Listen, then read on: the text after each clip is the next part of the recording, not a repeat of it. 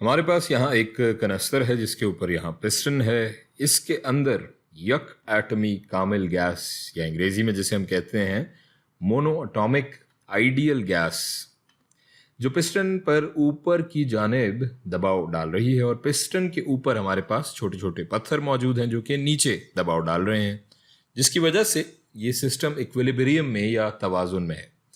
یہ سب باتیں مجھے امید ہے کہ پچھلی کئی ویڈیوز سے اب آپ پر صحیح سے اچھے سے واضح ہو گئی ہوں گی.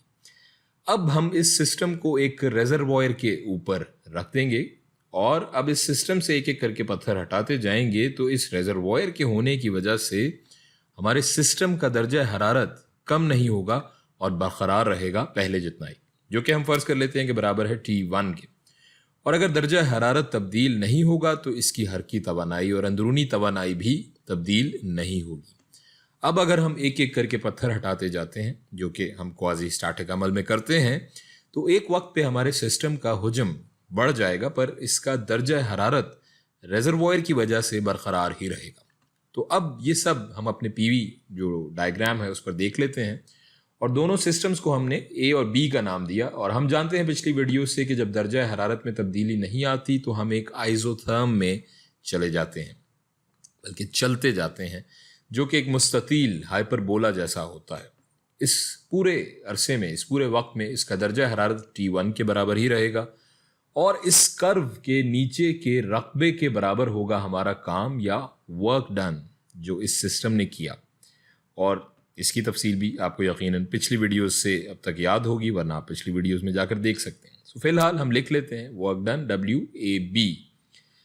آپ کو پچھلی ویڈیو سے یاد ہوگا کہ جب درجہ حرارت میں تبدیلی نہ آ رہی ہو تو اندرونی توانائی 0 کے برابر ہوگی. لہٰذا جو گرمی ہیٹ ریزروائر نے اس سسٹم کو دی وہ برابر ہو جائے گی اس کام یا ورک ڈن کے جو اس سسٹم نے کیا. تو اسے ہم لکھ لیتے ہیں، یہاں یہ ہو جائے گا Q = WAB. اب ہم سسٹم B کو لے لیتے ہیں اور فرض کرتے ہیں کہ یہ کسی قسم کے توانائی کے ذخیرے یا ہیٹ ریزروائر کے ساتھ جڑا ہوا نہیں. تو اب کیا ہوگا؟ تو اب ظاہر ہے کہ درجہ حرارت برقرار نہیں رہے گا اور یہ کم ہوتا جائے گا، کیونکہ اسے گرمی باہر سے توانائی اور گرمی نہیں ملے گی. اس کا حجم بڑھتا جائے گا، اور ایسا ہی ہم نے ایڈیابیٹک عمل میں بھی کیا تھا. تو اب جو راستہ یہاں یا جو پاتھ بنے گا وہ بھی آئزوتھرم ہی ہوگا، لیکن مستطیل ہائپربولا جیسا نہیں، بلکہ کچھ اس طرح سے. اب ہم اسے سسٹم C کا نام دے دیتے ہیں اور اس کے درجہ حرارت کو T2 کا. تو اب ہم جانتے ہیں کہ اس میں کسی قسم کی گرمی منتقل نہیں ہوئی، پر اس سسٹم نے پھر بھی کام تو کیا ہے، جس کی وجہ سے اندرونی توانائی کم ہو جائے گی. اس کے بارے میں ہم آگے کی کسی ویڈیو میں تفصیل سے بھی بات کریں گے کہ ایسا کیوں ہوتا ہے.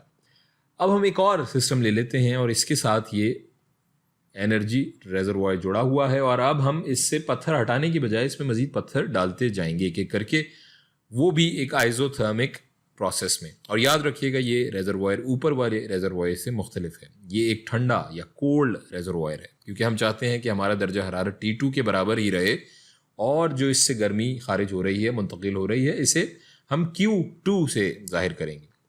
تو اب ایسا کرتے کرتے ہم اسٹیٹ D یا سسٹم D تک پہنچ جائیں گے، اور یہاں تک درجہ حرارت برقرار رہا. اس کا مطلب کہ ہماری ہر کی توانائی بھی تبدیل نہیں ہوئی اور اندرونی توانائی بھی تبدیل نہیں ہوئی، 0 کے برابر ہی رہی. لیکن اس بار اس سسٹم پر کام ہوا تو اس کا مطلب ہے کہ منفی کا سائن استعمال ہوگا، نشان استعمال ہوگا فارمولے میں، جو کہ ہم نے اوپر لکھا کہ گرمی اور جو کام ہوا وہ برابر ہے Q = W.